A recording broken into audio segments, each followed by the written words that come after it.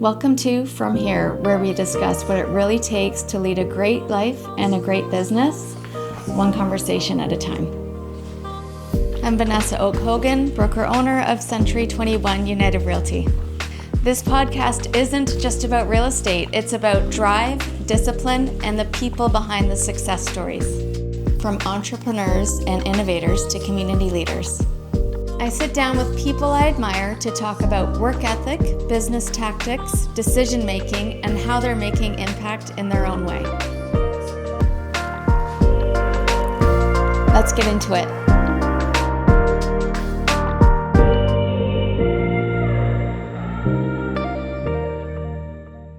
I'm so excited today to have a good friend of mine here, Liz Doris. Thanks for being here, Liz. It's my pleasure. I'm so excited.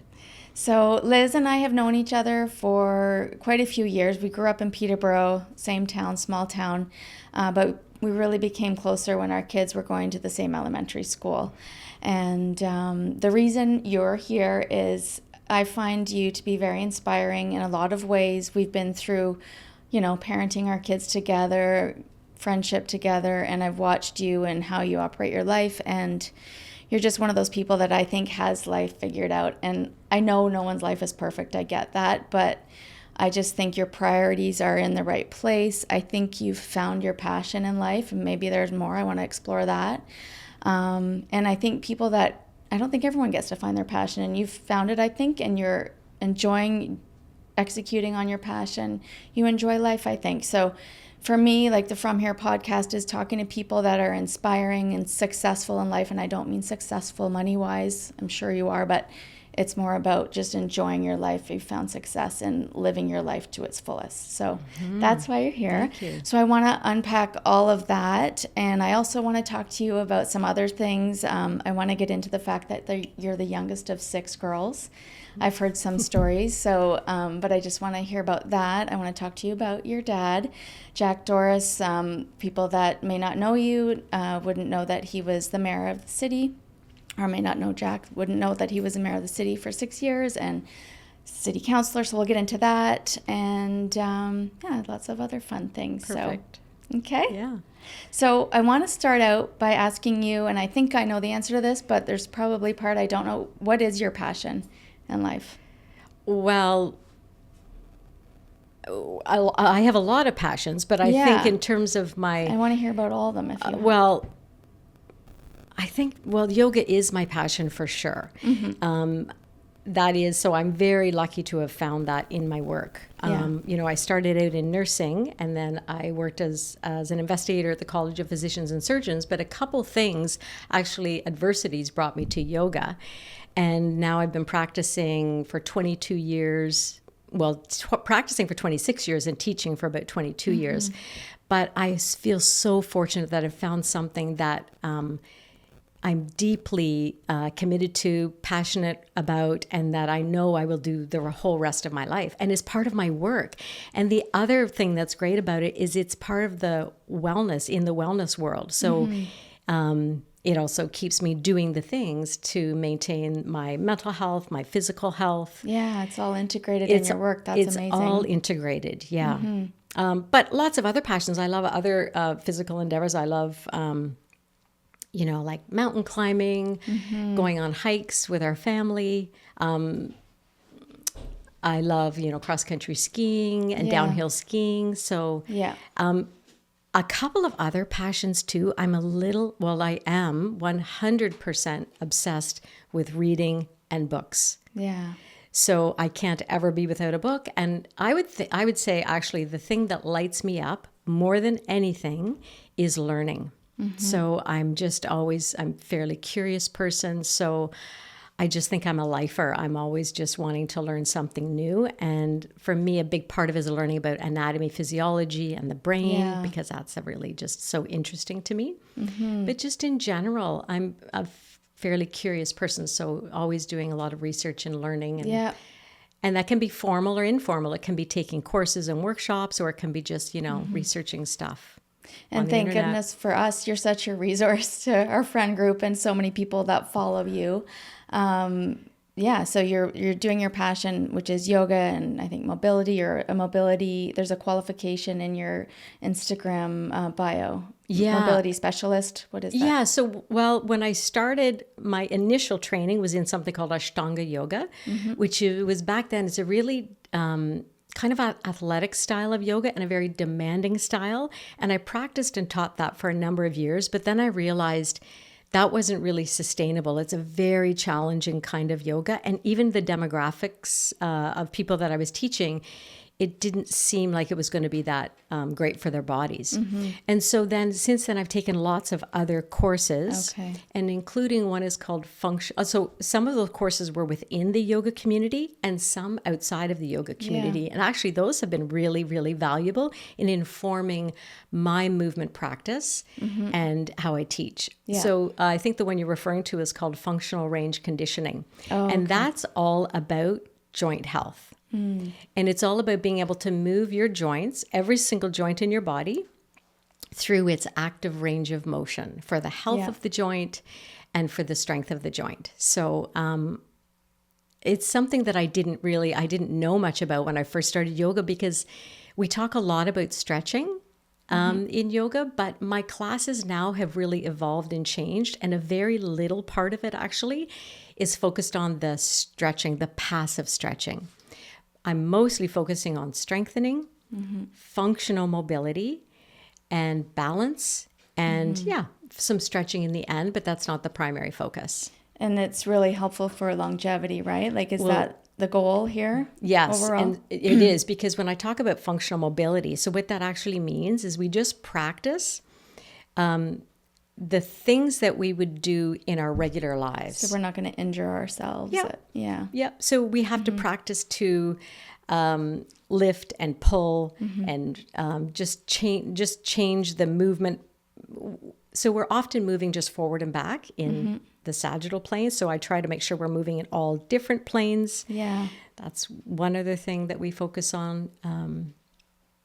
And I haven't done a lot of yoga classes. I have done yours, and I would think it is kind of unique that you have that side of things, that knowledge too, because through the class I'll be doing something that hurts, and you know exactly what I need to adjust. And when you said active stretching, is that what you call it? Yeah, totally. That's what it is. There's active stretching and passive stretching. Like that was like a game changer for me. Like, oh yeah, you don't like. I've worked out my entire life, but I learn so much when I go to your classes. Yeah, and I did learn a lot actually outside of the yoga practice. That's been really beneficial. Yeah. And now I'm enrolled in an applied neurology course and learning a lot about how we can leverage the brain for better movement patterns. Okay. Yeah, So what is that? So that means that, what I now know is that the brain controls everything, including all of the muscles in the body. And that if we can learn to, so let me just back up a little bit. The only thing the brain cares about is being safe. And the way it makes us feel safe is it's always taking information in through all of the senses, through the eyes, the ears, the taste, the touch, the smell, and more. But that's how it takes in information. And so if we have a deficit in any one of those areas, maybe through the eyes or the inner ear, and you may know about it and you may not, but if there's a deficit, the brain may perceive that as a threat and send you a message in the form of pain, stiffness, lack of mobility, dizziness, nausea, fatigue, weakness. So what I'm now introducing into my classes is visual training, inner ear training. Interesting. Yeah. And you, I bet, have seen this. Well, high level athletes have been practicing it for years. Like, hockey players, especially goalies, tennis players, baseball players. Like, you have to have such great acuity with your eyes and be able to move your eyes and your head in all different directions and maintain your balance. So I've just learned so much from this recent course. That's surprising to me that it's when you say professional athletes, they're usually a bit younger. I was thinking automatically like an aging person that's losing their sight, something in their ears. Well, that's it. And that's why there are applications for not just high level athletes or not just those that are rehabbing from a concussion injury. It's also applicable to us. In fact, I have a workshop coming up called Better Balance for Active Living. Okay. And the four main pillars of that is visual training, inner ear training, foot health, and hip strength. So that's applicable for our population, right? Yeah. Like moving forward. Yeah. So you are, as I've said, a wealth of knowledge. What does someone like you make sure you do? I don't know if it's a daily basis or a weekly basis, like your things that you have to make happen to feel good and to make sure you're living your best life and protecting your longevity. Okay. So it's probably hard to narrow down. Well, I'll say that for sure. I think a predictable morning and evening routine is key. And also, well, let's start number one. The broad-based things that everybody knows about is sleep. Yeah. So I think it's really important to have a really good, and it is a total challenge. But I think it's one that we do need to prioritize is our sleep as best we can. So for me, in the evening, I really begin a routine of winding down. And that includes just even dimming the lights. Yeah, I do that. I don't talk to people. Yeah, because you want to decrease the blue light that's coming in. You don't talk to people. I don't. Like, do you talk to Randy? Sometimes, but luckily he's really active in the evening because he may go down and work out. Yeah. He requires a high level of activity. Yes. So, and for me, after 8:00 is my time to really, really quiet down. And so I don't talk to people on the phone. Oh, good.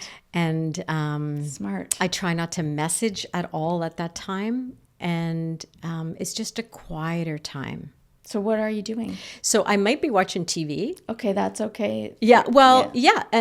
Yes. I mean, I don't have a TV in my bedroom. It is different. I see the difference, like texting with someone, engaging with someone like on a digital device versus enjoying a show and kind of zoning out. That's relaxing. Yeah, I find that relaxing.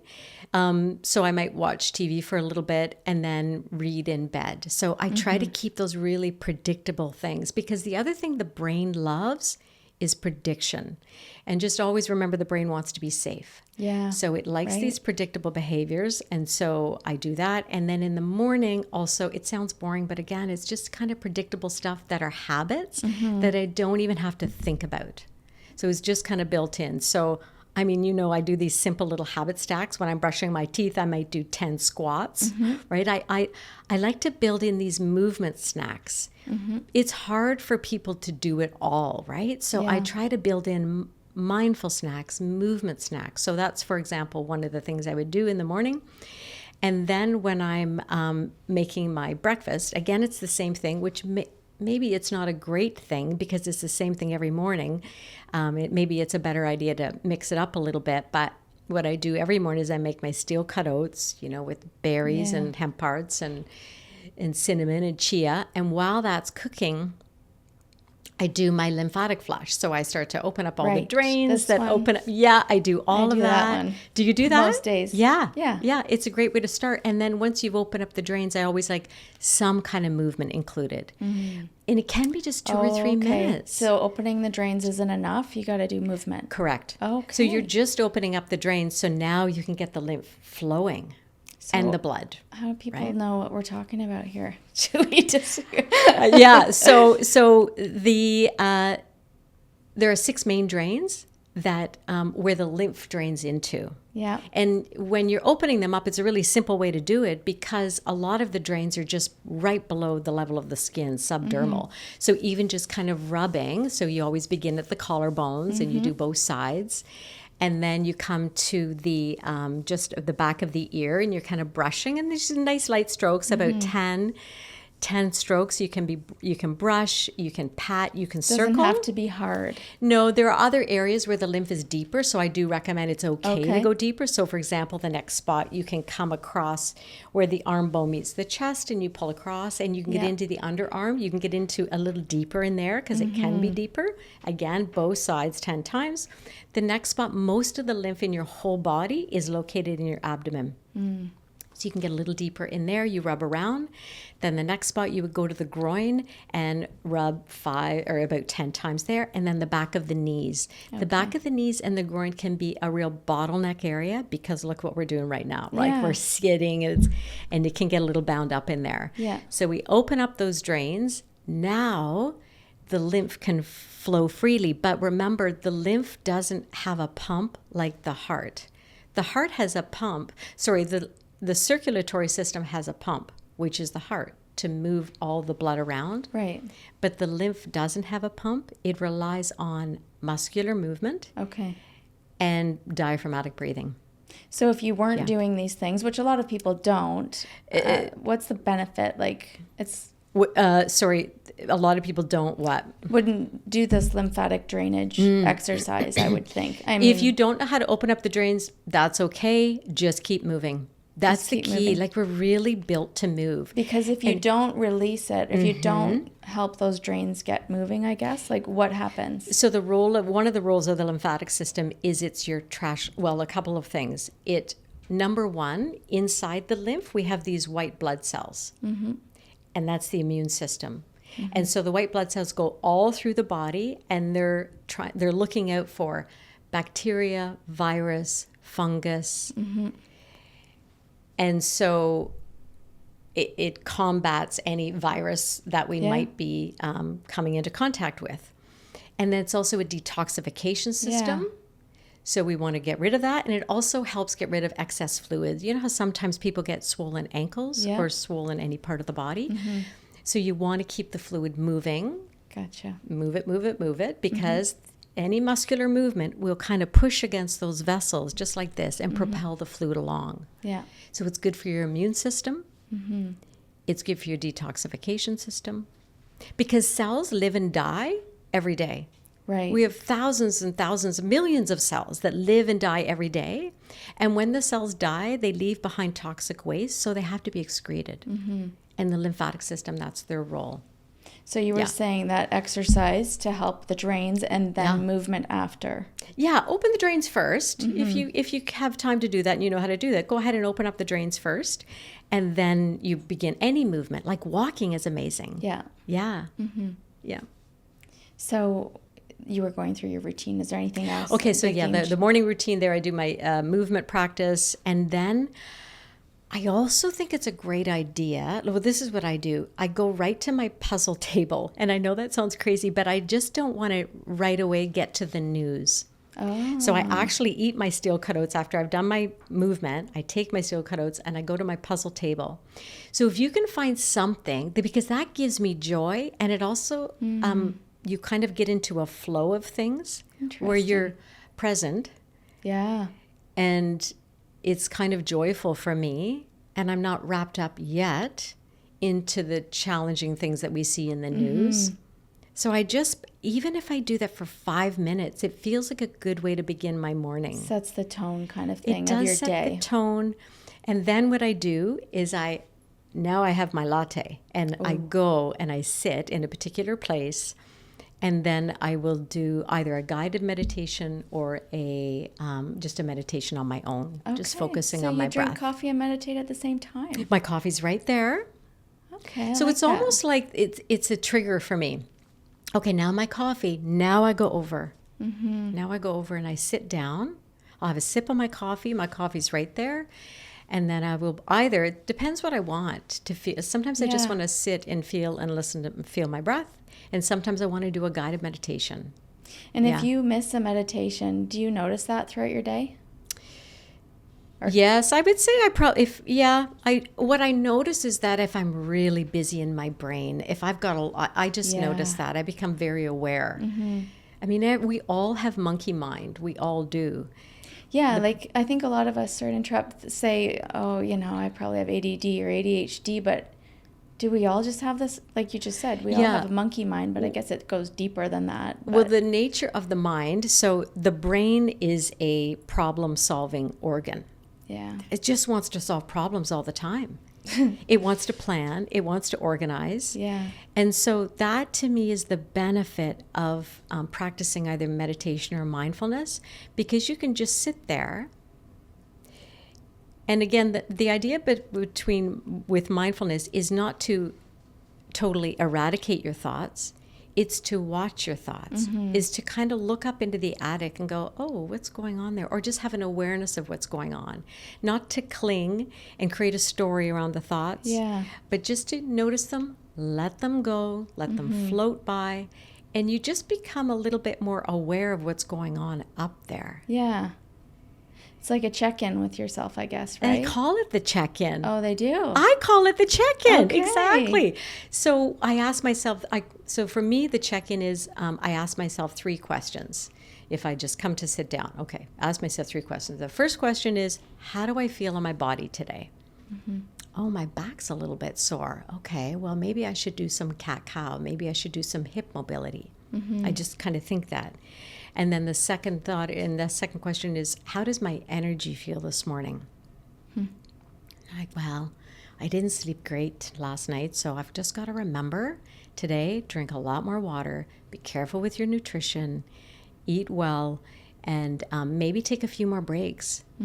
Maybe you need to just leave a little earlier from work. Maybe you really need to wind down tonight. Yeah. And then the third question is, how do I feel in my mind? And then what often will come up will be something like, oh, I'm thinking about that 3 p.m. meeting. I'm a little nervous about that. And then you can come up with a plan and just say, oh, okay, I need to do these 3 things to prepare for the meeting. Right. So if we don't check in, we're on the fast track. Yeah. And there's not a lot of clarity in the fast track. No.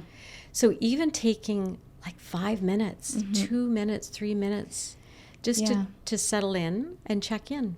Clarity is my word of the year. I don't always do this, but it's really been helping me. I was at a conference in November, and that was part of one of the exercises. So it's already helping me, but something you said there about checking in your mind, I think I'm really bad at naming my emotions.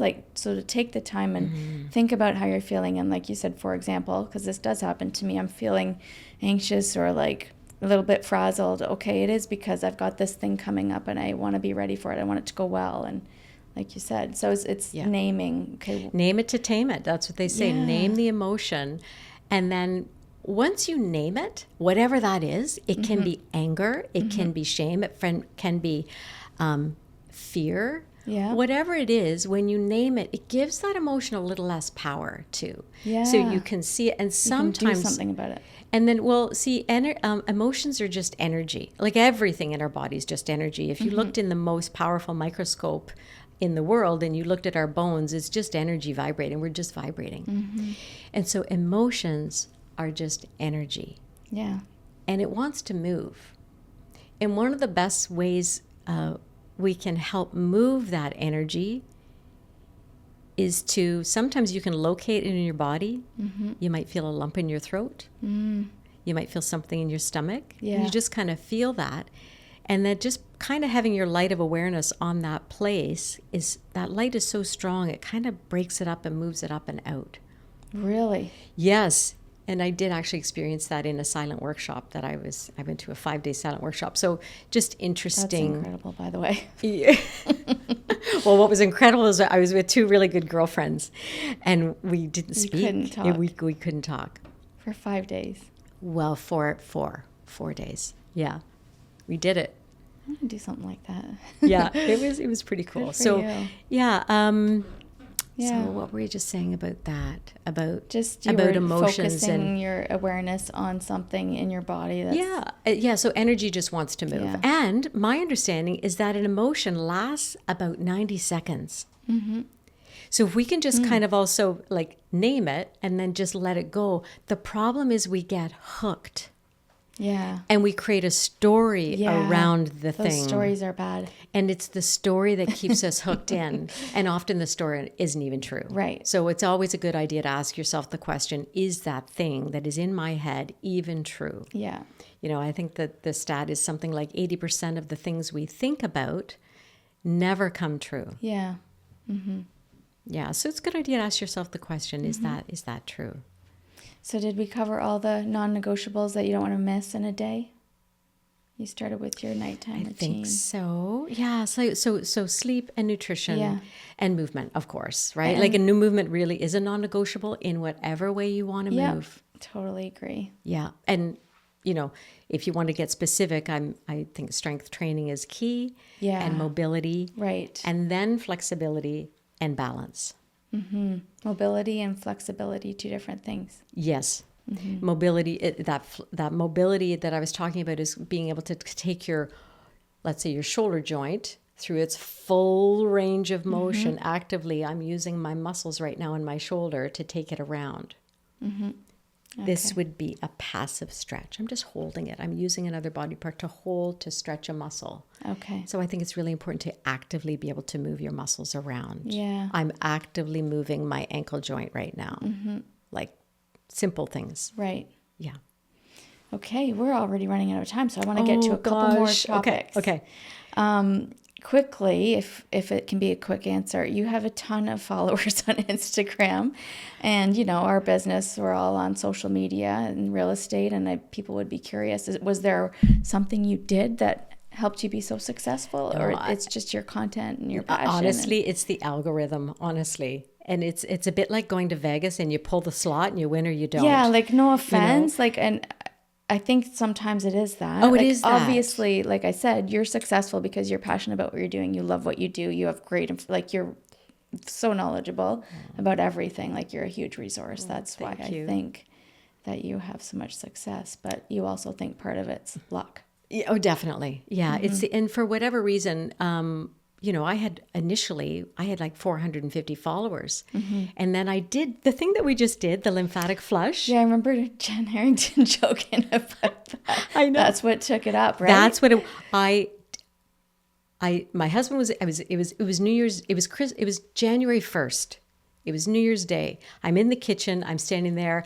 And I said to Randy, I do this thing every day. Why don't I just film it? So he filmed it for me. It was quick. I was in my jeans and my sweater. It wasn't a great voiceover. I think the music stopped halfway. Nothing really at all professional about it. So it wasn't perfect. At all. And then I just went out and Randy and I went and shoveled the driveway. We came back in and I started looking at it and I'm like, wow. I got 50 new followers, which was really a big deal because, you might get 1 or 2 new followers back then. And then it just started to go up. Thousands a minute. Oh, interesting. It's wild. That would have been wild to watch. And so it scared me because I didn't, back then, it was like 2023 and I didn't know a lot of viral, it was just starting. Yeah. And so, it just kept going up and up and it takes on its life of its own. You have awesome content there. So what is it? Liz Doris Yoga? Liz Doris Yoga. Yep. Anything, if you're looking for anything, whether it's my website, my Instagram. Yeah. Okay. Liz Doris Yoga. Good. So it just kept going up. And then, so that's. Yeah. So there were so many things I wanted to get to. You were the youngest of 6 girls. I think there are lots of funny stories in there. But how do you think your mom handled that? Having 5 girls. Honestly, parenting was different back then, I think. Yeah. But so Mom and Dad were incredible. Ours was the house that people came to because they were so welcoming and they were so much fun. They wanted everybody to stay for dinner and overnight. And there were always people in our house. You can imagine I have 5 older sisters. So there were always people coming and going and staying overnight. Much fun. And people so the next day, Dad, I remember he'd cook a big breakfast. Aww. So it was really, really welcoming. And it was fun. Yeah. And there were always people coming to the door and the phone rang off the wall. And it didn't feel overwhelming to me. It felt just really vibrant and fun. Oh, that's so, beautiful. And I feel very fortunate. And I'm also fortunate because I was the youngest. So I really feel there's something to birth order. Yeah. I think it's harder for the 3 older ones. They had to do a lot more responsibility. Mm-hmm. Yep. Awesome. And then the 3 younger ones, it was a lot easier for us. So I know that I was lucky. I'm the youngest. So but I had they were also real mentors for me. My oldest sister has been an incredible mentor. She's like a second mom. Mm-hmm. So she's 15 years older than I am. So she's been amazing. Good. That's so nice. And your dad, I wanted to talk to you about him. So I don't know if it was the first time I met him, but the most memorable chat I ever had with him was just at a hockey arena, and I was watching my kids play, and he was watching maybe Matthew or somebody play, and just that he's so engaging, and he would look right in my eye. I was so interested in what I had to say. Like, I could see why he was so popular, well-known, well-spoken of, and he accomplished so much. So he was mayor in the 90s for 6 years. He was the longest-running city councillor. He was started in council in 67, and so many of the questions I want to ask you, but the one thing was around, do you know the answer to this? How does someone become a mayor that he seems so kind and empathetic and for the people? And not that mayors aren't, but I think you have to have a really thick skin to do that role. Like, do you know how he handled that? Or was he just so well loved that he didn't get the critics? Like, do you remember that at all? Yeah. Wow. You ask great questions and you do your research. Like, that's amazing. Okay. So yes, number one, Dad, it was never a job for him. It was his joy. There's no question. He loved Peterborough. He loved the people of Peterborough. He always wanted to make a difference, but it was never work for him. And he never complained a day in his life. Like, it was such a joyful thing for him. Nice. He was passionate about it, and you would see that in his work. Like, he would fight for things that he believed in. And of course, you're always going to have adversity, but for some reason, he was able to let that go. Like, he would be able to let it slide off his back. I don't think I'd be as good at that. Yeah. But I also believe he did it in a really compassionate way. He could have compassionate dialogue with people. He was definitely fiery sometimes. I never really saw the fire at home at all, Right. But I would definitely see it in council because he really believed in whatever causes he was fighting for. But somehow he was able to balance that if there was adversity as well. Yeah.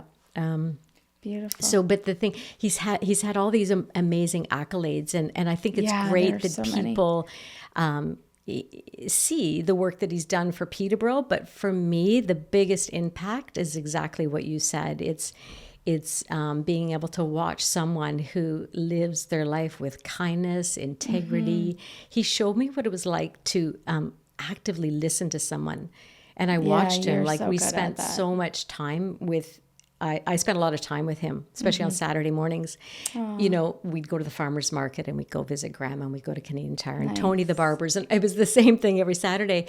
But what I watched him was engage with people and so present. Aww. He was never in a hurry. And he authentically, truly wanted to know about people. And the other thing that I took a real valuable lesson is he really felt that everybody was the same. We're all the same. He was comfortable with prime ministers, and he was comfortable with people who may be struggling, precariously housed or food insecurity. So he was comfortable because he always said, we're all the same. Yeah. So that's another thing that another really valuable lesson, but his kindness and empathy. Great role models in your life. Yes. Yeah, very fortunate. Yes. Okay, so unfortunately we have to wrap up here, but I wanted to ask you one more question. When you're doing your classes, what do you hope people gain from the classes that they attend with you?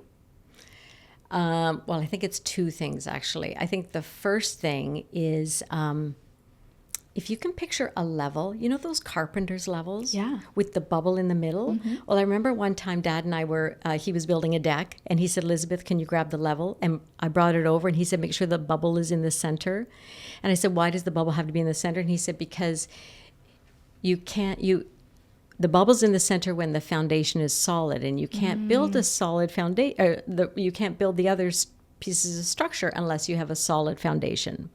So for me, that's an analogy of every time you come to yoga, I hope that you can bring your bubble a little bit closer back to center. It may not come all the way in. Yeah. And then you're also going to start to build the awareness of when your bubble's way out of center. Like I know now from so many years of practice when I'm way out of balance, and then I know the things to slowly bring back into balance. So I hope that when people come to the class that they feel a little bit more integrated, a little bit more themselves, a little bit more clarity and calm.